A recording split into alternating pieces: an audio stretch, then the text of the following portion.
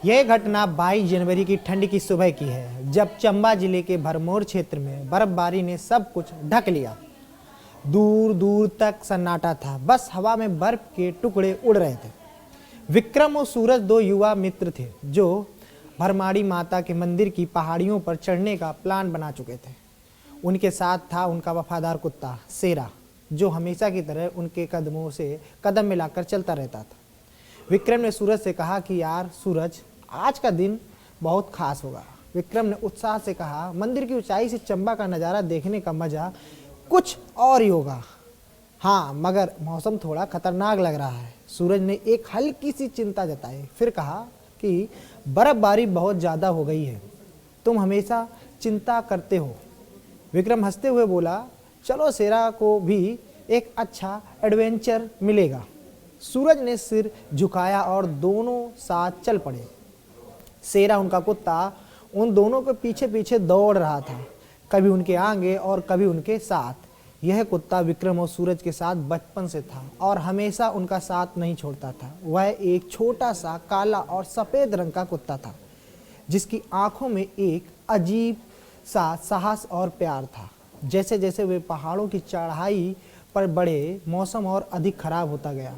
हवा की गति बढ़ने लगी और बर्फ की परत और गहरी हो गई। विक्रम और सूरज ने आगे बढ़ने की कोशिश की, लेकिन मार्ग धुंधला हो गया। वे रास्ता भटक गए। बर्फ की चादर में उनके पैरों के निशान जल्दी ही गायब होने लगे। सूरज को समझ में आने लगा था कि यह यात्रा जितनी रोमांचक थी उतनी ही खतरनाक भी हो सकती है। सूरज ने कहा कि विक्रम, हम रास्ता भटक गए हैं, मुझे लगता है हमें वापस लौट जाना चाहिए। नहीं सूरज, अब हम वापस नहीं जा सकते, विक्रम ने उत्साहित होकर कहा, और हम मंदिर तक जरूर पहुंचेंगे। लेकिन जैसे जैसे समय बीतता गया, उनकी स्थिति और भी खराब हो गई।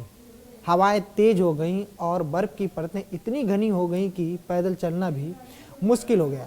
वे दोनों समझ चुके थे कि यदि जल्दी मदद नहीं मिली तो स्थिति और बिगड़ सकती है। सूरज ने अपनी तरफ से बहुत कोशिश की, लेकिन अब उनका रास्ता ढूंढ पाना लगभग असंभव ही हो गया था। सेरा, जो हमेशा खुश मिजाज और जोश से भरा रहता था, अब पूरी तरह थक चुका था। फिर भी वह विक्रम और सूरज के पास उनके साथ था, जैसे हमेशा रहता था। वह कभी विक्रम के पास जाता, उसे सहलाता, और कभी सूरज के पास बैठता, जैसे वह उन्हें किसी भी हाल में अकेला नहीं छोड़ना चाहता हो। विक्रम और सूरज ने भी महसूस किया कि उनके पास अब केवल सेरा का ही साथ है, और उसे देखकर उनके अंदर कुछ साहस जागा। दिन ढलने लगा।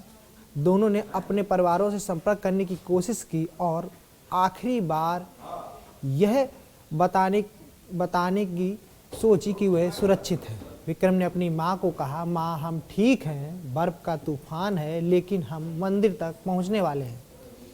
यही अंतिम संदेश था जो उनके परिवार ने सुना। रात भर बर्फ के बीच विक्रम और सूरज ने कड़ी मेहनत की। सेरा भी उनके पास ही बैठा था, बर्फ की चादर में अपने पैरों को लपेटे हुए, लेकिन फिर भी अपने मालिकों से जुदा नहीं हुआ।